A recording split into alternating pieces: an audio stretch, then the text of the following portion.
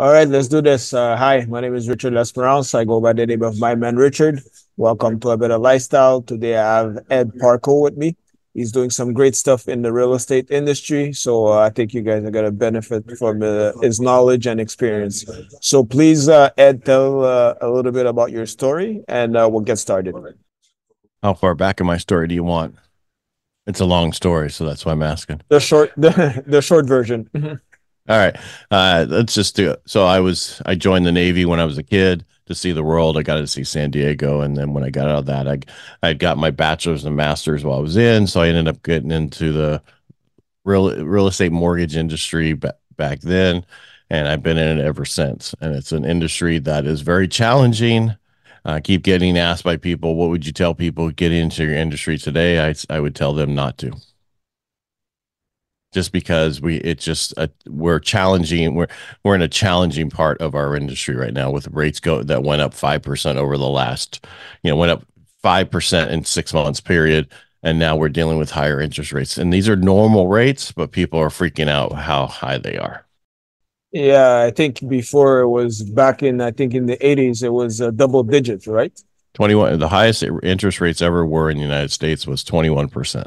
And that was in October of 81 or something like that. Yeah, I think here in Canada it was 17%. Yeah. The difference is you look at the affordability factor today versus back then, we'll say in the because the 70s, if you look at in the 70s, it was almost two times your income for whatever the house value is. Today is close to five times your income is what the house values are on average. And that's more challenging than any other time in history. Okay. Do you think we're going to see those numbers again, the double digits? Interest rates. Yeah. Yes, if the election comes and the same people are in power, because then it tells them that they can do whatever they want, and there's no repercussions of what they're doing. How does your portfolio looks like in the real estate? What type of investment that you invest in? I have land and I have single family homes. Okay. And you've been doing that for how long now? Well, I've been in this industry for over 20 some years. So, Okay. but see, I lost in 2006 with the whole downturn. I lost a lot back then because it was just and as challenging as 2007 ish, we'll say, because of the whole market falling apart. I'd say that 2020, what are we in 24, 23 into 24 it was more challenging than back then. So what would you say right now is the mortgage industry? Is it hard to get a loan, or what's the state of it right now? No, no, if you got the credit, you got the income, and you have the money for down payment, you can get the loan. It's not that difficult. The problem you run into is because of interest rates. Like just recently in the last 30. So if I qualified somebody 2 months ago and they came back to me today, their payment's probably $200 higher to $300 higher than what I quoted them originally because where rates just went back up to. So that's the challenging part. So if you have certain things like you have to look at all those different numbers where in the past when rates were lower, if there was a little mistake, it was no big deal. We could cover it because the rates were so much lower. Now that rates are higher, you can't have any changes in income, changes in anything. That's the challenging part. But if you have a steady income, you have the money for the down payment, and you have the credit, there's no issue. You should be buying everywhere.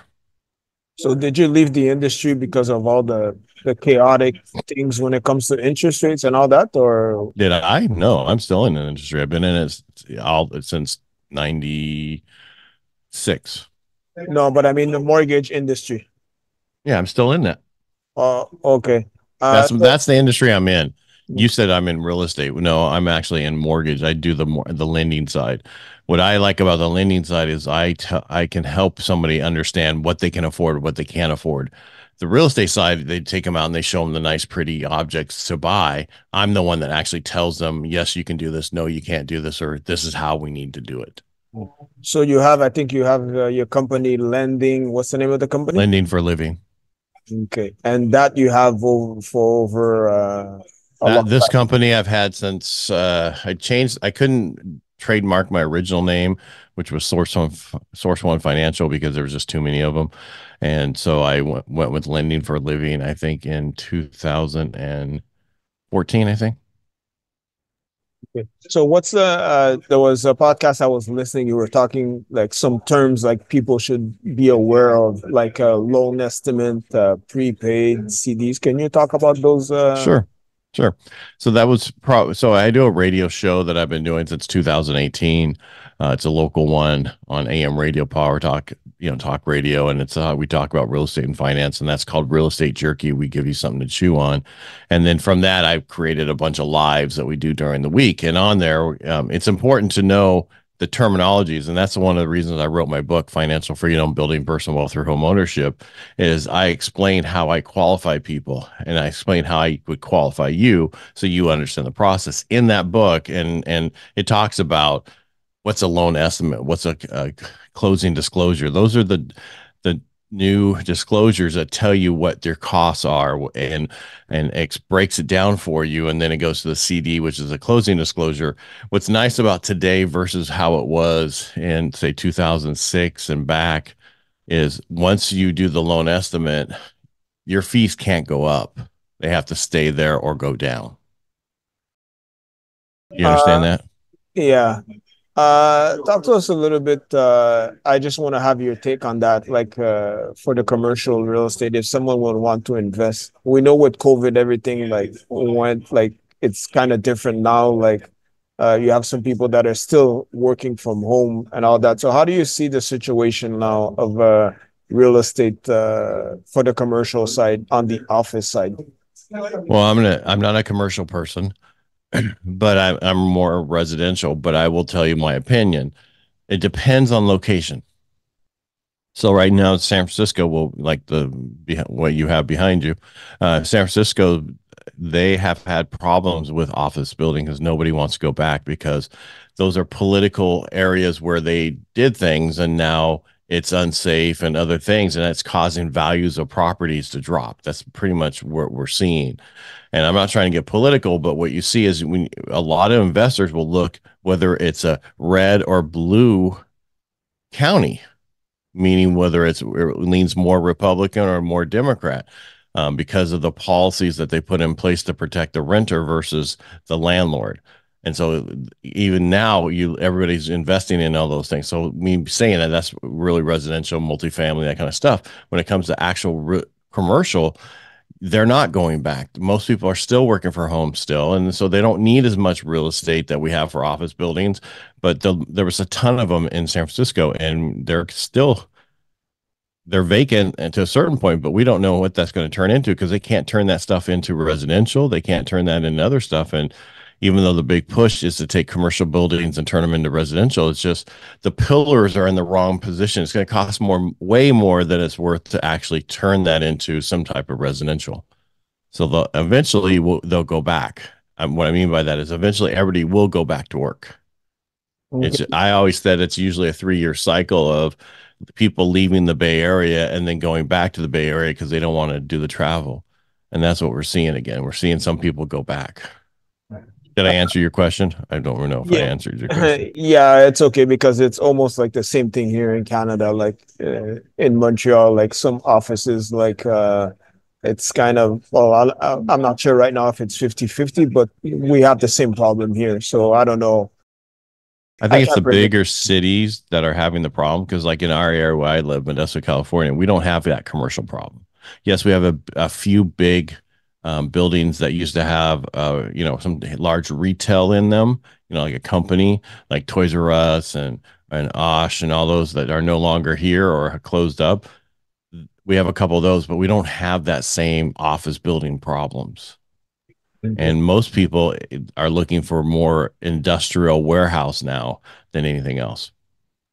Okay, I had an episode before. I had a roundtable on real estate, and I had different guests. They were talking. We were talking about the real estate market and all that.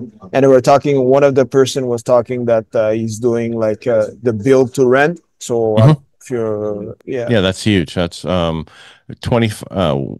25% of every single family home is in a build to rent community now.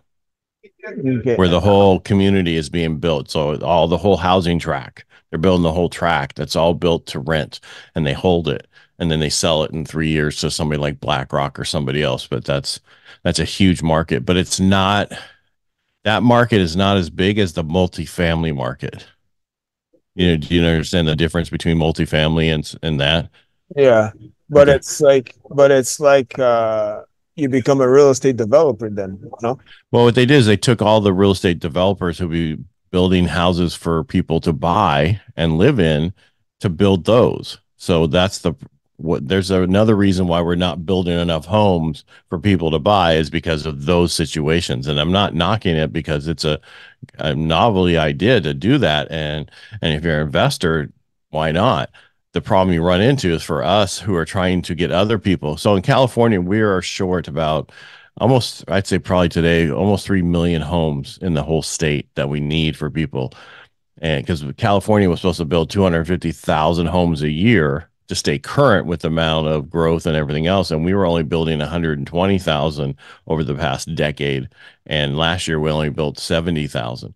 We're so far behind on building that that's why our values are continuing to go up, even in a market where it's slower and people aren't really jumping out to get a house. What I mean by that is only 35% of the market's coming on the market: death, divorces, and job transfers. And even the job transfers now, they're saying that they're very difficult to get a employee to come somewhere, even no matter how much they pay them, because of their interest rate they have on their house. They don't want to leave it. Is it everywhere when it comes to the building part? Yeah, because nationwide, we're probably short 20 some million now. Okay, okay, that's the old United States. Yes. Yeah. Yeah. Okay.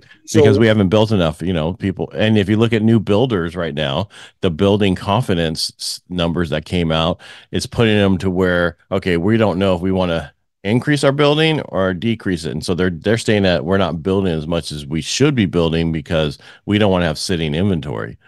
So we're in a really bad situation. We need more homes. Builders aren't building more homes because they're afraid they won't sell them. so how do you see that trend, the build to rent? Is it everywhere like across the states, or it's just a certain region or a certain part? I saw a chart that was really showing it was like more in Texas, Florida, and a little bit in California, and Arizona. Do you It's think not it in the Midwest. It's a lot of other places. do you think it's gonna go like other places in the I state? think eventually it will probably catch up to the multifamily. So multifamily market is huge.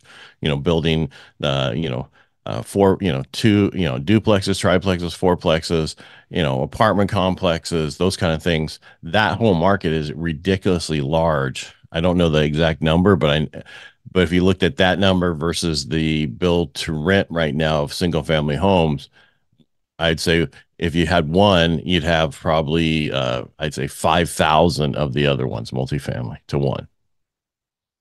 If So someone yeah, it will keep going. It'll keep growing. if someone will want to get into multifamily investing, what would you say to them? Do it. What I'm trying to get at is a lot of people worry. Well, house prices are higher, and I'm worried about them going down. House values are not going down, and it's if you're trying to get into buying real estate, it's a long term game. So just start buying. You'll have opportunities where you get a better deal later on, or you have a better deal today. It's a long term purchase, and that's what you need to do is just add them to your portfolio. I know people picking up, this last year they picked up, another 500 doors, as they call them, apartment complexes and stuff like that. And we're hearing that there's a bunch of those coming on the market over the next year to 2 years because of all the ones that were bought during the pandemic. They bought with really low interest rates, but they bought them with adjustable interest rates. They didn't buy them with the fixed rate. So those are coming due where they have to refinance, and the numbers just don't work now. So those people are going to probably walk away from them or put it on the market to be sold. What should they pay attention to when it comes to investing in that sector? Do not overpay, because back in that period of time, The pandemic, all these were people were overpaying for stuff, and then they were hoping to fix it up just a little bit and sell it to somebody else for even higher numbers that didn't make sense. So how would they go about that, like to make sure that they're not getting robbed or something? Well, you just got to make sure that the rents work with what you're paying for the place. So back then, there was not a valuation that people really put in. So people just bought it and then was hoping that somebody else would take it off their hands down the road, and that was happening. But right now, you want to make sure it pencils and that the numbers work, or don't get the deal. But then again, you also have the appraisal, right? Well, that's different on multifamily than it is on single family. So multifamily goes off of whatever the rents are, and they run the numbers, and that tells you what the value of the property is. Okay, you And mean that's on. okay, you Uh, mean the cash flow, huh? yeah, exactly right. Yeah, what the rents are, and like for where I'm at, there's a bunch. So they just changed the thing, Fannie and Freddie, where if you're going to live in a fourplex, right, or a triplex, in one of the units, you can do it for 5% down, which used to be 15% down to 25% down. Okay. But the problem you run into is the rents on the other two units are so low, and what they want for this property, because they're going off the value of the property with like a single family home value of appraisal, it doesn't work. They're still renting them at like half of what the rents should be. And so there's stuff you have to do in the state of California to get your rents up because of the rent control that was put into place. Is the Fannie Mae program only for single No, unit there's no for there's a program for that. Program is only for one to four fourplexes, so duplex, triplex, or fourplex. Once you go over that, like five or greater, that's a totally different program. But there is a Fannie Mae program for buying apartment stuff and multifamily that's larger than that. you have a documentary talk to us about that. What do Uh, you talk about? Yeah, well, I was asked to be in a documentary that came out, I think, in 20, what are we, 24? I think it came out in 22. There was an original name for it, but everybody got into hacking, so they called it Hacking Real Estate. And basically, they brought in a bunch of people to figure out what people did to get into real estate and make money from it. How they became an investor in it. A gentleman out of LA, I got Jeff Hayes's firm out of Utah to do this documentary, and they asked me in it to talk about the mortgage and the market and so that's what I was in. So that's what I did. I talked about what was going to go on going forward, and one of the things I talked about back then, there'd be no bubble, and that's where we currently are today. There's no bubble. So, what would you say would be some strategies for someone to achieve financial freedom? Well, it depends on what that means to you. What is your definition of financial freedom? It depends for everybody. It Mm-hmm. depends. But let's say for someone who wants financial independence, like they wanna quit their 9 to 5. Again, what does that mean? What does that mean? Is it they have passive income in real estate? Did they start another job that they're, making money doing other things? What does that financial look like for you? You have to define what that means to you. If that means passive income in the real estate industry, then just start picking up homes, you know.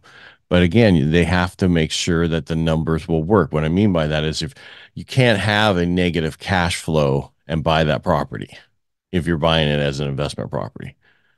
So you have to really look at those numbers.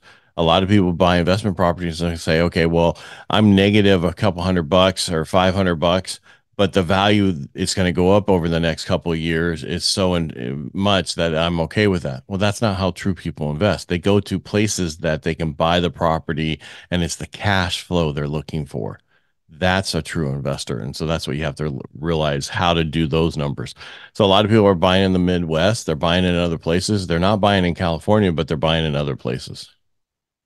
So with the state right now, like interest rate might go to 8% and all that, and the economy is kind of shaky.